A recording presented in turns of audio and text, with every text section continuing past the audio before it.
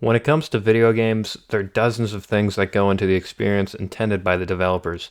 What you may see as simply clicking your mouse or pulling on your right trigger likely took a dedicated team of developers months to perfect and fine-tune, all for it to feel just right when the player finally gets access to their game. If something so simple can be so complex under the surface, what does that mean for the other things in the scene that are complex on the surface? Lighting is an inherently tricky thing to get right in video games. The smallest tweak could render a scene completely different from before, and a finely lit scene can create just the right atmosphere to invoke the perfect feeling within the player. While that feeling is a simple categorical variable, whether the player is scared, content, happy, sad, there are far more numerical variables that go into a scene in order to get those as a result. The color of the light, for one, can turn a scene from menacing to foreboding to safe to friendly or even flat out emotionless. With just one setting completely altering a scene, it is obvious how drastically the lighting of a game can affect our experience and memory of it. So, with that said, how does this scene make you feel? Warm? Peaceful? How about just calm? If so, then you're experiencing the feelings I get when I think back to this game. Trials Evolution was a big part of my childhood. I look back on the many player-created tracks I would play with fondness, and I miss it quite a bit since the servers for this game have been down for a while. Regardless, the one image that is burnt into my memory is of these totally placid, misty sunsets, where it was just you, the faint sound of a motor, and the lighting. To this day, when I see an extraordinarily vivid sunset in real life, I think to myself, this is kind of like a Trials Evolution sunset. This game is part of the reason why I so enjoy the golden hour, that time when the sun is setting and a yellow-red hue is cast upon the world around you. Another track which I enjoy is Red Riding Hood, which is absolutely drowned in the color red. The level's looks immediately demand your fear, with various sound effects confirming this. This level oozes atmosphere, and I recall wanting an entire game with such a setting. It is obvious that the developers of these tracks had extraordinary fun when creating them, managing to insert subtle nuggets of story throughout. What is always apparent, though, is that something does not want you to be there. You're somewhere where you do not belong. Not only does this add to the story of the track, but it incites a feeling within you to go as fast as possible, which is the main goal of the game. But this is out of fear alone, solely due to this track's atmosphere. Lastly, we will be taking a look at Trials of Limbo. Whatever is going on throughout your time spent driving through this track is a complete mystery, but it is created so well that you are once again drawn to fear. The way this level accomplishes this, however, is through darkness. The lack of detail during this track made me fearful when I was younger, making me want to just get it over with and move on to other levels. It's easy to see the gameplay and wonder, how can someone be scared in a bike racing physics game? This is just one case where you honestly have to experience it for the first time in order to truly understand and feel exactly what I'm attempting to convey. The way this track is lit makes it extremely mysterious as well as spooky, which I commend the developers for accomplishing. Whoever worked on the lighting of this game has truly impacted my life in a positive way by not only giving me memories for all the fun, different games that could be played thanks to the player-created tracks, but for impacting the way I view lighting in both the virtual and real world. Now, how about this scene?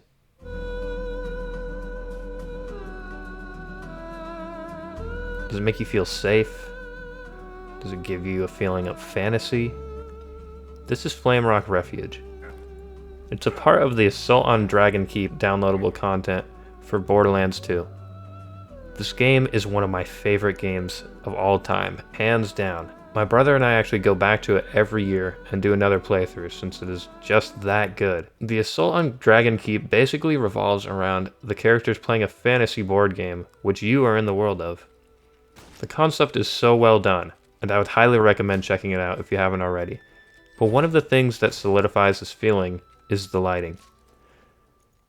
Upon first starting the DLC, You're put into this beautiful world with bright blue skies and sunshine pouring down. However, once Tina, the bunker master, remembers that she set up the campaign to revolve around the end of the world, she quickly shifts those skies to a dark orange hue. Instantly, the atmosphere changes from a beautifully lit dock to a drab and hopeless area. This DLC does extraordinary things with lighting in order to convey a very particular feeling to the player, whether it be that drab hopelessness or optimism, mystery, oppression. All of these feelings are given through the lighting of the area. For example, in the Lair of Infinite Agony, there are plenty of green sconces that emanate this feeling of necromancy to me. It feels like an area where the spirits are likely to be floating around and manipulated by wizards and such. So, what if I change these sconces to a more evil color, such as red? The red has an immensely different feel than that pale green, doesn't it? Instead of a crypt, it feels more like the lair of a satanic cult or something like that. Just such a simple thing makes me feel like I'm playing Doom again. Now what if that red was shifted to yellow? Now it oozes that atmosphere of some kind of desert tomb, like someplace I would find Pharaoh from Yu-Gi-Oh! Now I know that these examples so far have been pretty obvious ones. Of course, changing the color of a scene will give it a different feeling, and no shit that making something red is going to make it seem evil. What about the other options? Well, so far I've only been showing you color. So for the next option, let's move to another game.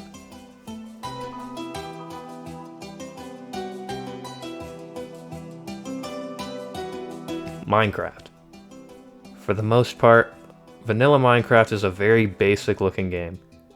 There's a global light source, which is the sun, and it determines whether or not blocks are lit. Then, light sources come into play, which are what allow you to actually see the game when you go deeper into the world. Generally, shadows aren't very advanced, and the lighting is the same way. I mean, somehow your shadow is circular despite you being composed completely of rectangular prisms. That's all fine though. A lightweight light engine allows for the game to run smoothly, especially in recent updates in which they have overhauled the way light is calculated. Vanilla Minecraft will always have a special place in all of our hearts and memories, since it does have a unique look despite being pretty basic technically. Despite this, there's plenty to be desired when it comes to the lighting of Minecraft. Luckily, there are shader packs which can help with that. Looking at the scene, shadows are fairly dull and unrealistic. They're basically just darkening the blocks surrounding it with soft edges. With the introduction of ray trace shadows, the game instantly feels new again. Absolutely nothing needed to be changed about the game itself or its textures or resolution. All that needed to be altered was the lighting. It is absolutely extraordinary what adding a simple shader can do in order to change the look of a game like Minecraft. This does cause a hit to performance, but with newer processors, it's not exactly unplayable. Shadows are a key aspect of making a game look realistic, and Minecraft is just an excellent example of that. We've been over what makes an environment fantastical as well as warm. So, what else is there?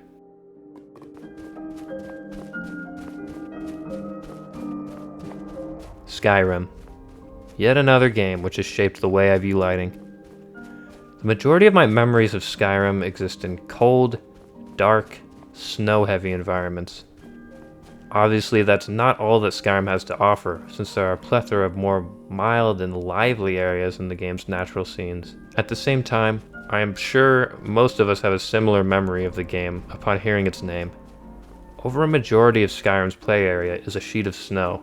Overall, the game has a sort of gray hue, which was fairly common within the era it was originally released. The lighting within Skyrim portrays a feeling of harshness. This is a fitting feeling, since outside of city walls, the land of Skyrim is generally an unsafe environment, and you're prone to be attacked at any moment, either by nature or by more sentient foes. For the average person, being alone outside of city walls for too long is a death sentence, so there's a good reason for the game to be fairly drab. What if, however, this dreary, dark, and somewhat blurry scene was turned into a more vivid and vibrant environment? That feeling of harshness is gone and replaced with an adventurous optimism. The new image is saturated and light, which is a contrast to the way our memories serve us about the game. While many mods change the way the game looks, doing something similar to how I edited this, I feel that it was the intention of the environmental artist to create a more dark and harsh environment, when it came to those snowy areas so that the saturated and colorful areas felt more special.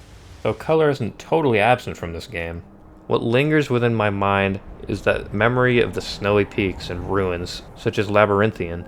Similar to the way I remember Trials Evolution for its sunsets, I remember Skyrim for its cloudy, snowy days more than anything. When it comes to lighting, while Skyrim is somewhat on the dark side in general, things can get much, much darker.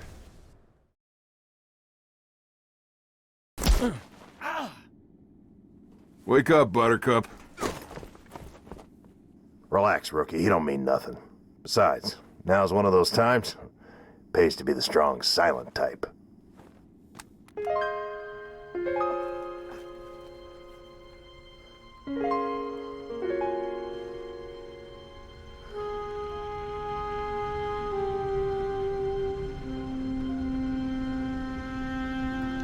Halo 3 ODST was an intentional departure from the more action-oriented franchise.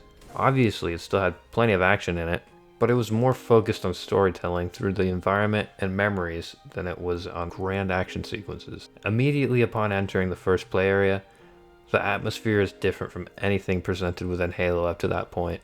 A sense of total loneliness and helplessness encompasses the player, sharing such a feeling with the main protagonist, Rookie. The game does an excellent job of putting you into his shoes, as you know exactly as much as he does at the start of the game, which is that you crash landed outside of your intended path and go unconscious. The vibes are set from the start, lighting begging you to explore the night environment and search for clues. From memory, the main image of Halo 3 ODST is of being tracked down in a dark, lonely environment by an enemy who far outnumbers you. The scene is hopeless, depressing, and is perfect for the story that will soon unfold.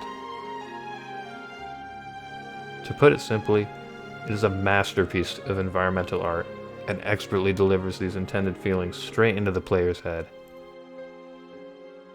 So, what might be the total opposite of these feelings? Neon White is a relatively new game compared to others on the list, which is set in heaven. Due to this, a majority of the scenes are extraordinarily bright, in contrast to Halo 3 ODST. In later levels, the game takes you into strange, forgotten parts of heaven where it's made apparent that you are unwelcome. The environmental artist made brightness a key aspect of many of the levels in Neon White, so that the more dark and strange areas would stand out. This is the opposite way that Skyrim handled its environments, though it may seem like an obvious choice for a setting such as heaven.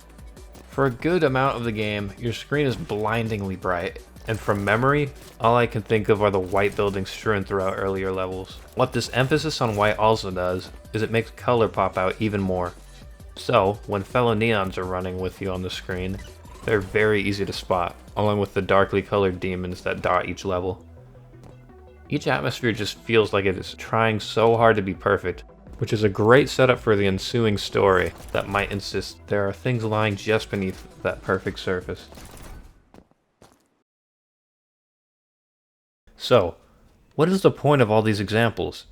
Why does it matter how these scenes are lit to you, the player? Well, I implore you to think back to the experiences you had with your favorite game. What do you remember most about the look of that game? What scene stands out the most? That is what I have done for you in this video. I've done my best to explain to you the feelings that my favorite games give off and the impact lighting has on my most potent gaming memories. If you have some time on your hands, I would be thrilled to read some of the experiences you had. Just think back to your favorite game and think about the most prominent scene from that game within your memory. Focus on how it looks, more than the events occurring in said scene. What is the first thing that comes to mind? I would argue that it's the lighting of the scene. Really, all I'm attempting to emphasize is the importance that lighting has on our gaming experiences, as well as how little it is considered when going through most games. Many times we reduce how a game looks and say, the graphics are good, or the graphics are bad. Very rarely have I myself looked at a scene and thought, wow, the lighting is cool here. Rather, these ruminations on my fondest video game memories are what have brought me to this realization. Really what inspired me to make this video was thinking back to Trials Evolution and finding out how much of an impact such a simple sunset had on my life. As a result, My eyes have been opened in a way, and I feel they will never be closed to this detail going forward. This video serves as a reminder for the consideration of one of the niche details of video games, as well as a sort of appreciation for the lighting engineers within the gaming industry, who often go unnoticed and underappreciated. Many people remember their favorite games for the gameplay and all the fun memories they made with friends and family, along with even enemies in online games such as Call of Duty. When describing a favorite game, many jump to what you can do in the game and all the various features it has. This is fair, and that's the way I go about explaining my favorite games. But since it's so difficult to describe exactly what a game feels like when you're actually walking through it, sometimes those descriptions do not convey the full picture. I hope that I did a good enough job of describing the feeling that some of my favorite games give off, as it is such an intangible and difficult task to do so. Really, the only way you can know what it is like to experience all of these feelings is by actually playing the game and becoming a witness to how it evokes such feelings. My experience of a title is going to be absolutely different from yours, even if we play this exact same game at the exact same time. No two views are similar, so I hope you enjoyed this glimpse into mine. Thank you for taking a chance by clicking on my video. You have no idea how much I appreciate you taking the time out of your day just to hear what I have to say. Please, if you enjoyed, consider subscribing and leaving a like. I'm still getting used to these kinds of videos, but I really enjoyed writing this one and taking a look back at some of my favorite games. If you have any suggestions, I would love to hear them in the comments down below. Also, if you have any experiences similar to mine that you would like to describe, I would absolutely love to read those as well. Just know that I really appreciate your feedback. Once again, thank you for watching, and have a good day.